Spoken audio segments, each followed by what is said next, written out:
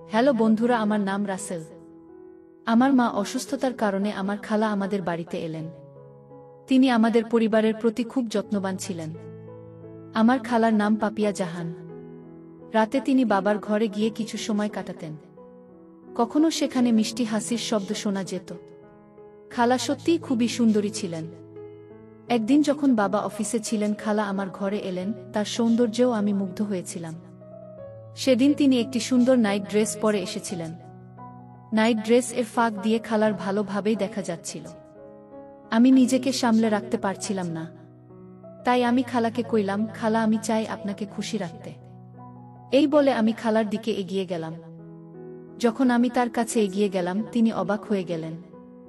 আমি কইলাম, খালা, আপনি অনেক সুন্দর, আপনাকে আমি খুশি করতে চাই। আমার নাম রাসেল এবং আমার বয়স 20 বছর।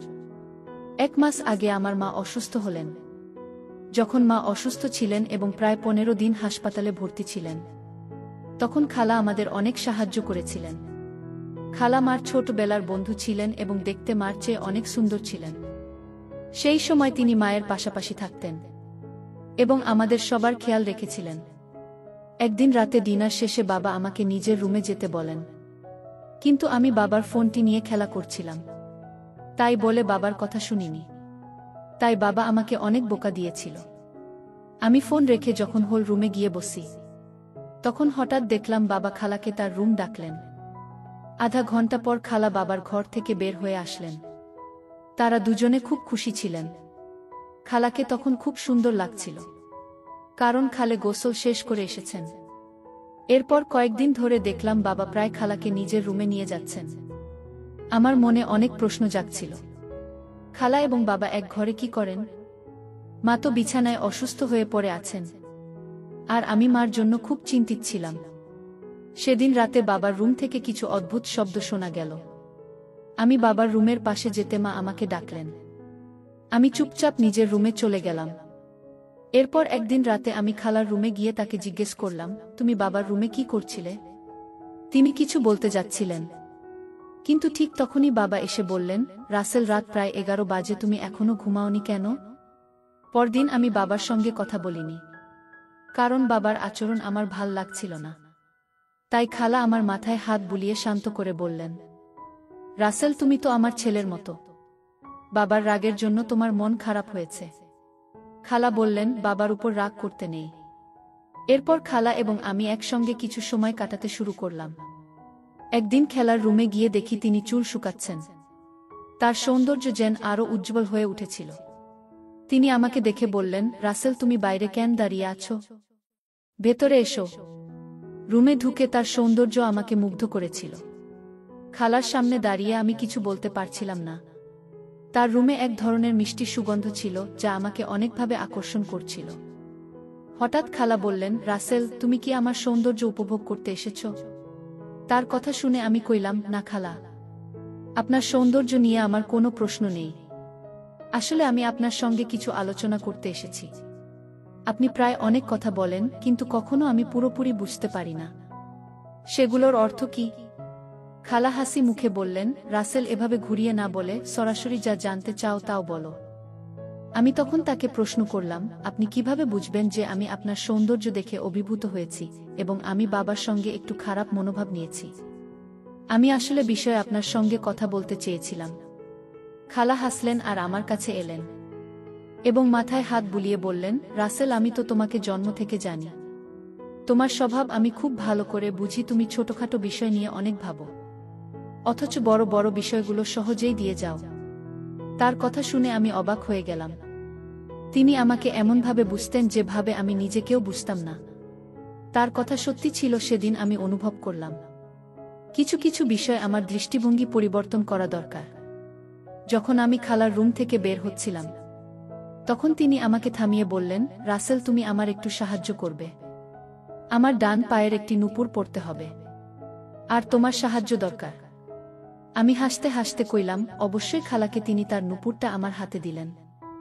আমি তার পায়ের কাছে বসে দুপুরেই পরাতে গেলাম। তার পায়ের উপর আমার চোখ পড়ল এবং অপরটি তার সোনালী রঙের ত্বকে অত্যন্ত সুন্দর লাগছিল। যখন আমি তার পায়ে হাত বুলিয়ে নুপুর পরাছিলাম, তখন একটি অদ্ভুত অনুভূতি হল। আমি দ্রুত নুপুর পরিয়ে দিলাম এবং রুম থেকে বের হয়ে এলাম। কিছু সময় পর খালা আমাকে ডাকলেন আর বললেন, রাসেল তুমি স্কুলে যাবে না, চলো তোমাকে ক্লাসে পৌঁছে দেই। আমি ব্যাগ নিয়ে বাইরে এলাম। খালা তার রুমে ছিলেন। খালা এদিন চমৎকার কিছু পোশাক পরেছিলেন। আমি খালাকে জিজ্ঞাসা করলাম, খালা আপনি কোথাও যাচ্ছেন? তিনি হাসি মুখে বললেন, হ্যাঁ, তোমাকে ক্লাসে পৌঁছে দেওয়ার পর একটু বাজারে যাব। কিছু জামাকাপড় কিনতে হবে, নিজের জন্য আর তোমার মায়ের জন্য। আমরা একই রিকশায় উঠলাম। বাজারে পৌঁছানোর পর খালা নেমে গেলেন আর আমি স্কুলে চলে গেলাম। ক্লাস শেষে খালা সেদিন আমাকে নিতে আসেননি, তাই আমি নিজেই বাড়ি ফিরলাম।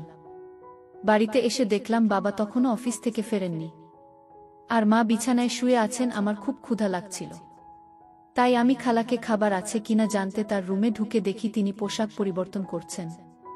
তার রুমের দরজা সাধারণত খোলা থাকত। আমি খালার ফিগার দেখে নিজেকে আর সামলে রাখতে পারলাম না, আর তাই খালার রুমে ঢুকে গেলাম। তিনি আমাকে দেখে কোনোভাবেই অস্বাভাবিক কিছু করলেন না।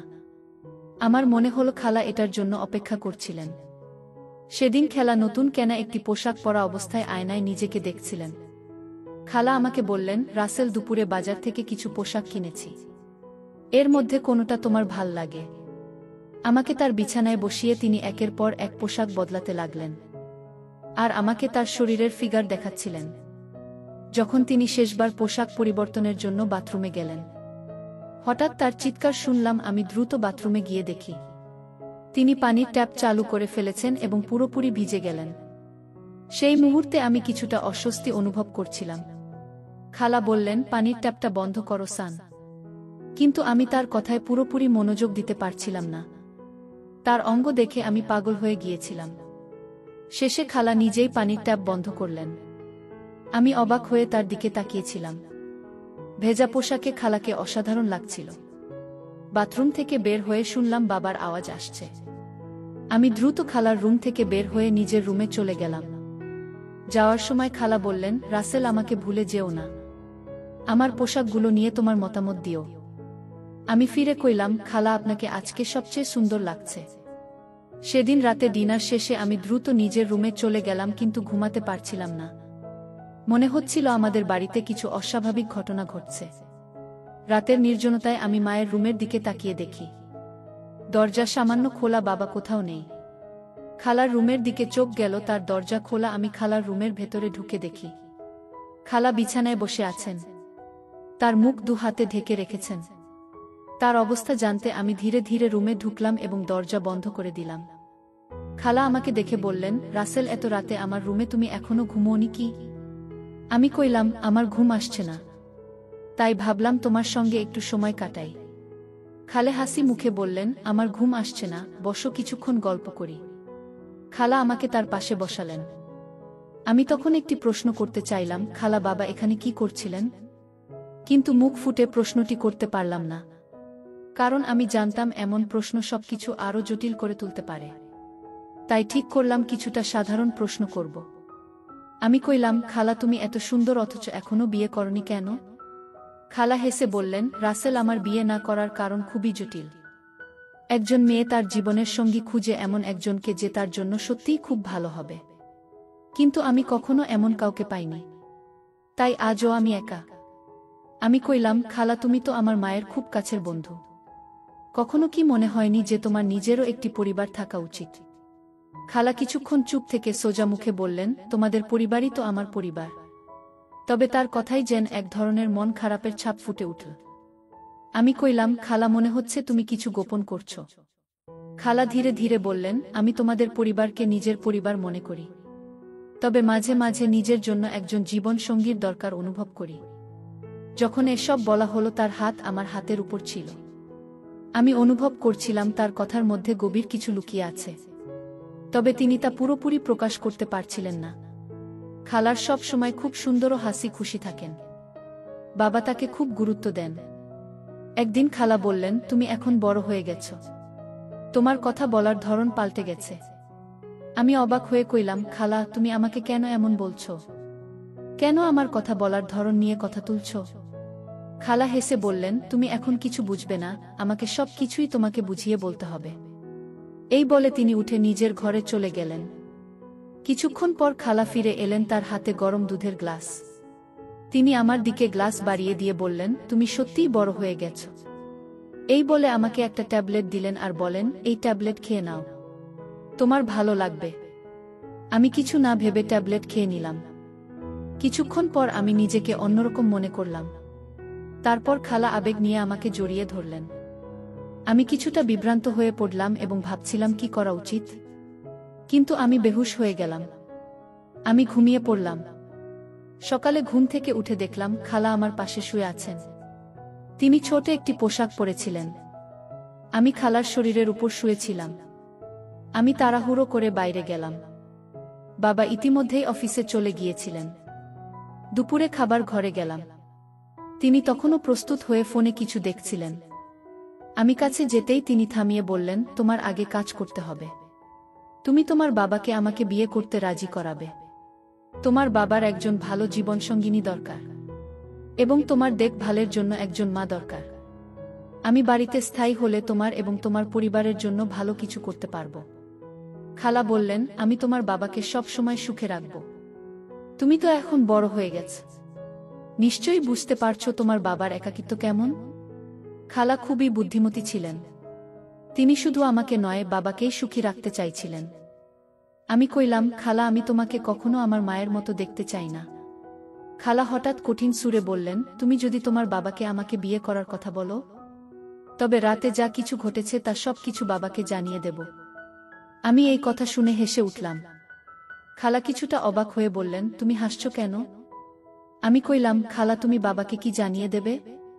তখন খালা তার মোবাইলটা বের করে আমাকে দেখালেন।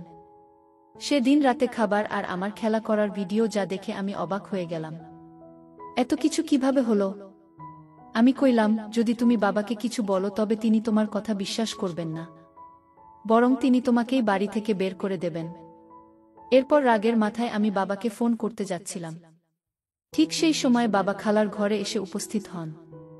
খালা বাবাকে সবকিছু বোঝানোর চেষ্টা করলেন, কিন্তু বাবা খালার কোনো কথাই বিশ্বাস করলেন না। বাবা স্পষ্টভাবে বললেন, রাসেল সব কিছু জানে। তুমি এখানে কেন এবং কি জন্য এসেছে? সে জানে তুমি তোমার স্বার্থে রাসেলকে ব্যবহার করতে চাও। আমি বারবার বাবা ও খালাকে একসঙ্গে দেখছিলাম। একদিন বাবাকে সরাসরি জিজ্ঞাসা করলাম, তুমি খালার সঙ্গে ঘরে কি করো? বাবা শান্তভাবে উত্তর দিলেন, খালা রাতে তার মায়ের পোশাক পরাতে সাহায্য করে। তোমার মা খুবই অসুস্থ। রাতে অদ্ভুত শব্দগুলো মায়ের কষ্ট থেকে আসত। খালা ছিলেন মায়ের খুব ঘনিষ্ঠ বন্ধু, কিন্তু খালার বাবার প্রতি একতরফা ভালোবাসা ছিল। এই ভালোবাসার কারণে তিনি আজ পর্যন্ত বিয়ে করেননি। আমার মা এবং খালা খুব ভালো বন্ধু ছিলেন, কিন্তু বাবা কখনোই মায়ের কাছে খালার আসল উদ্দেশ্য প্রকাশ করেননি। বাবা চাননি তাদের বন্ধুত্ব নষ্ট হোক। তবে খালা একবারও ভাবেননি যে বন্ধুর অসুস্থতার সুযোগ নিয়ে নিজের স্বার্থসিদ্ধির চেষ্টা করা ঠিক নয়। কিন্তু মায়ের অবস্থা দিন দিন খারাপ হতে থাকলে খালা এক স্বতন্ত্র রচনা করেন। তার উদ্দেশ্য ছিল বাবাকে বিয়ে করার জন্য চাপ দেওয়া।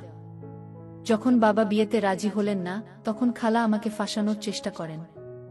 আমি খুব ভয় পেয়েছিলাম, কারণ রাতে খালা আমার সাথে কিছু অনৈতিক কাজ করার চেষ্টা করেছিলেন।